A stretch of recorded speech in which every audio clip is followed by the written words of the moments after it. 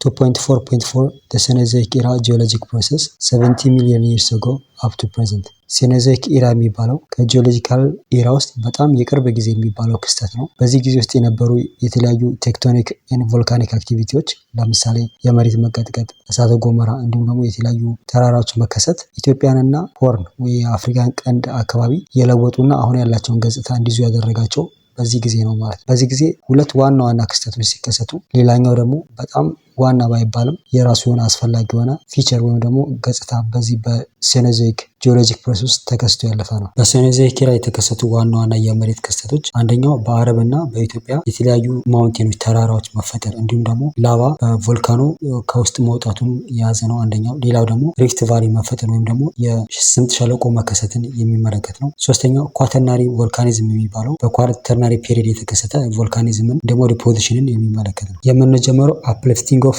አረብ ኢትዮጵያ ላንድ ማስ ኤንድ አውትፖሪንግ ኦፍ ላቫ ፍለድ በሚለው ነው። በኢትዮጵያና በአረቡ ዓለም ተራራዎች ተከስተዋል። እኚህ ተራራዎች የተከሰቱት በሁለት ተቃራኒ መንገድ የሚገፋፉ ኃይላቶች የሚፈጥሩት ከፍተኛ የሆነ ከፍታን ወይም ተራራን የተከሰተበትን ሁኔታ ነው ማለት። ስለዚህ በዚህ አካባቢ ላይ በአፐር ጁራሲክ እና ደግሞ ክሪታሺየስ ፔሪድ በሚባል ውስጥ የተከሰተ ነው ማለት ነው። ይህ ደግሞ ፓሌሴን እና ደግሞ ኦሊጎሴን ኢፖች ቀጥሎ የተገኘ ነው ማለት። ስለዚህ እነዚህ በሁለት አቅጣጫ የሚገፋፉ ኃይላቶች የሚፈጥሩት ተራራ እስከ 2000 ሜትር ከባህር ወለል በላይ ከፍ ብለው እንዲታዩ አድርጓል ማለት። ይህ ደግሞ የጀመረው በኢሴና ኢፖች ነው ማለት ነው። ይህ ስለዚህ የተራራ ከፍታን እንዲፈጠር ያደረገ አክቲቪቲ ወይም የመሬት ተፈጥሯዊ በሆነ መንገድ የነበረ አክቲቪቲ ነው ማለት። ይህ ደግሞ ሌሎች አካባቢዎች ላይ ያልታየ ነው። ከአልፔን ኦርጋኒክ ቤልት የሚባለው ኤደን ውስጥ ከሚገኘው ውጪ ማለት ነው። ስለዚህ የአረብ ኢትዮጵያ ላንድ ማስ ልክ እንደ አንድ የተራራ ሰንሰለት ከፍታ እንዲጨምር የሆነው በዚህ በተፈጥሯዊ መንገድ በተቃራኒ መንገድ የሚገፋፉ ኃይላቶች በፈጠሩት አማካኝነት ነው ማለት ነው። ይህ ግሬት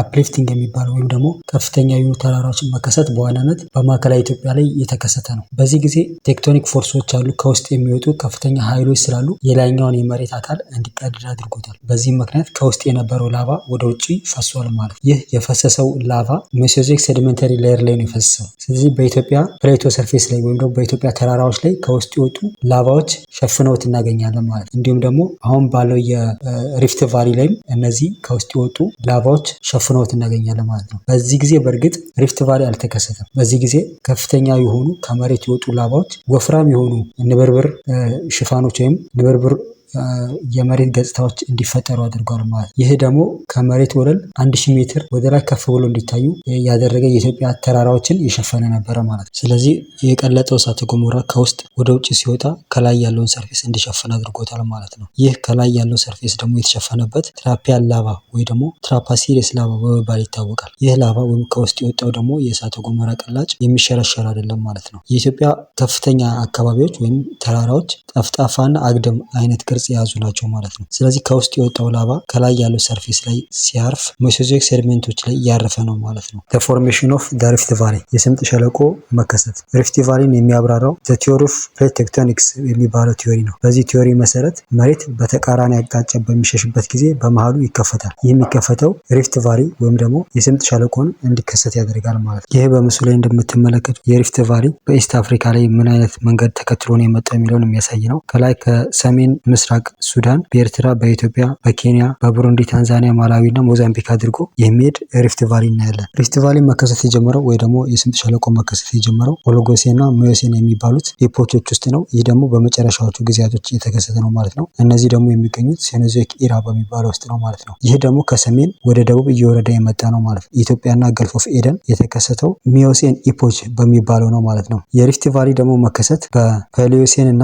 ፓሌስቶሴን በሚባሉ ኢፖቾች ውስጥ የቀጠለ ነው ማለት ነው። ቀይ ባህርና የገልፍ ኦፍ ኤደን በዚህ በስምጥ ሸለቆ ምክንያት እርስ በርሱ እንዲገናኝ ሆኗል ማለት ነው። ምክንያቱም በሚከፈትበት ጊዜ ሁለቱ አንድ ሆነዋል ማለት ነው። የአፋር ዲፕሬሽን የገልፍ ኦፍ ዙላንም ጨምሮ ማለት ነው በዚህ በመሰንጠቁ ምክንያት ከሬድሲ ወይም ደግሞ ከቀይ ባህር የሚመጣ ውሃ እንዲጥለቅለቁ አድርጓቸዋል ማለት ነው። ነገር ግን በተመሳሳይ ዘመን ደግሞ መሬት ወደ ላይ ከፍ በማለቷ ይህ ወደ ውስጥ የሚፈሰው የሬድሲ ውሃ እንዲገታና እዛ አካባቢ የነበረው ውሃ ኢቫፖሬት እንዲተን ያድርጎታል ማለት ነው። በዚህ በዚህ ምክንያት ግን እዛ ላይ ያለው የተለያዩ የጨዋማ ማቴሪያሎች እንዲቀሩ ሆነዋል ማለት ነው።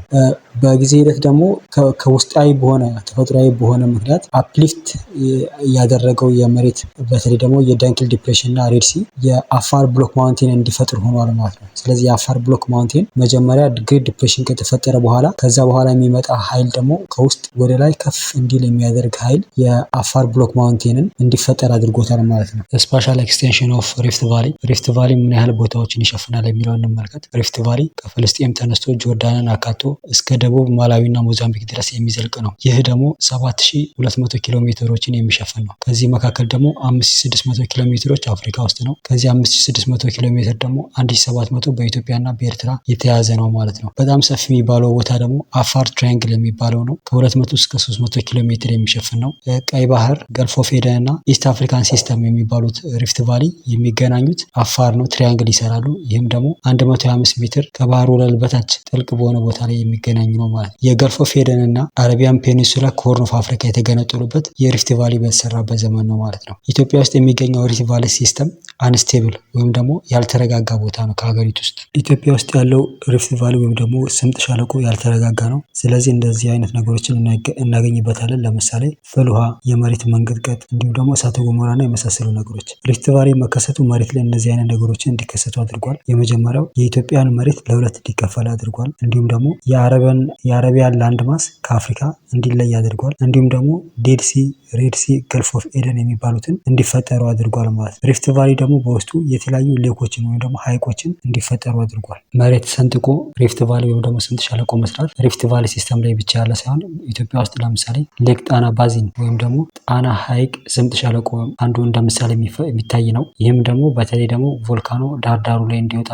የሌክ ጣና ስምጥ ቦታ ላይ እንዲገኝ ያደረገ በመሆኑ ኢትዮጵያ ውስጥ ሌላ የሸለቆ ቦታ መገኛ እንደሆነች የሚያሳይ ነው። ኳተርናሪ ቮልካኒክ ኢረፕሽን ኤንድ ፖዚሽን። የኳተርናሪ ቮልካኒክ ኢረፕሽን የምንለው የእሳተ ገሞራ ነው እና ደግሞ ከእሳተ ገሞራው በኋላ የሚኖሩ የተለያዩ ዝቃጮች ይኖራሉ። ለምሳሌ ሰድመንት፣ አፈር እንዲሁም አለቶች መሬት ላይ የሚውሉ አሉ። እነሱ መቼ ነው እንዴት ነው የተከሰቱት የሚለውን እንመለከታለን። ይህ ክስተት ቮልካኒክ ኢረፕሽን ኳተርናሪ ቮልካኒክ ኢረፕሽን የሚባለው በቅርብ ጊዜ የተከሰተ ነው። በተለይ ደግሞ ሪፍት ቫሊ ወይም ስምጥ ሸለቆ ከተከሰተ በኋላ የመጣ ነው ማለት ነው። ይህም ደግሞ የሆነው ፓሊዮሴን እና ደግሞ ፓሊዮስቴሴን በሚባሉት ኢፖቾች ነው ማለት ነው። ሪፍት ቫሊ ሲከሰት የተለያዩ መሬት ውስጥ የነበሩ እንቅስቃሴዎች፣ ተፈጥሯዊ እንቅስቃሴዎች ለምሳሌ ቴክቶኒክ እና ቮልካኒክ ፕሮሰሶች አሉ። ይህም ማለት እሳተ ገሞራ፣ የመሬት መንቀጥቀጥ እንዲሁም ደግሞ ተራራ የመሳሰሉ ነገሮች እንዲከሰቱ ያደረገው የሪፍት ቫሊ አለ። ይህ እንቅስቃሴ ቀጥሎ አሁን በኳተርናሪ ቮልካኒክ ኢረፕሽን ደግሞ የመሬት መሰንጠቅና ክፍት የመተው ጉዳዮችን አሳይቷል ማለት ነው። ይህ አክቲቪቲ ደግሞ በብዛት የተከሰተው የስምጥ ሸለቆ ሪፍት ቫሊ የሚባለው አካባቢና ደቡባዊ ጣና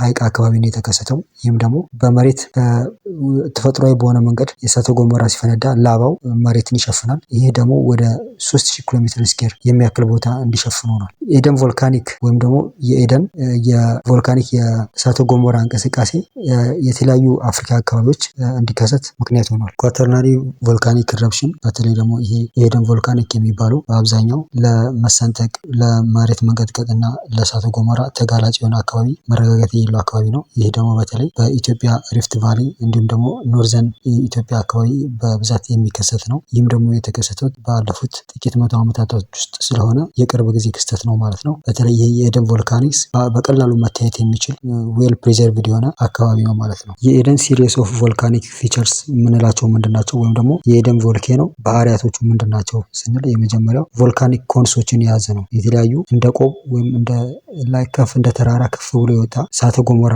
አይነት ነው ማለት ነው። ይህም ደግሞ ዱባይ፣ ኤርታሌ እና አፍሬራ እንደ ምሳሌ የሚወሰዱ ናቸው። ኤርታሌ ከነዚህ መካከል አክቲቭ ቮልኬኖ ኢትዮጵያ ውስጥ የተከሰተበት ነው። ሌላኛው ቮልካኒክ ሂልስ ኤንድ ማውንቴንስ የቮልኬኖ ኮረብታዎች፣ ተራራዎች እነዚህ ሰሚ ዶርማንት የሚባሉት ናቸው፣ ያልፈነዱ ናቸው። የፈነዱም ሊኖሩ ይችላሉ። እንደ ፈንታሌ፣ ቦሰቲ ጉዳ የሚባለው ወደ አዳማ አካባቢ እንዲሁም ደግሞ አለቱ የሚባለው የሰሜናዊ ዝዋይ ሐይቅ ላይ ያለ እንዲሁም ደግሞ ጨቢ የሚባለው በሰሜን የሐዋሳ ሐይቅ ላይ የሚገኝ ነው። ሌላው ኤክስቴንሲቭ ላቫ ፊልድስ ኤንድ ላቫ ሺት የሚባሉት አሉ። ይህ ደግሞ ቮልካኖ ከወጣ በኋላ ወይም እሳተ ገሞራ ከወጣ በኋላ መሬት ላይ የሚፈሰው የመሬት ንጣፍ የሚሆነው ማለት ነው። እንዲሁም ደግሞ ላቫ ሪጅ የሚባለው እንደ ተራራ ቮልካኖ ከወጣ በኋላ እንደ ተራራ ይሆናል። እሱ ራሱ ተከምሮ እሱ ማለታችን ነው። ተርማል ስፕሪንግስ ኤንድ ፉመሮልስ የሚባል ደግሞ አለ። የፍል ውሃና እንዲሁም ደግሞ በእሳተ ገሞራ በሚከሰትበት ጊዜ ጭስ ሆኖ የሚወጣ የሚፈነዳው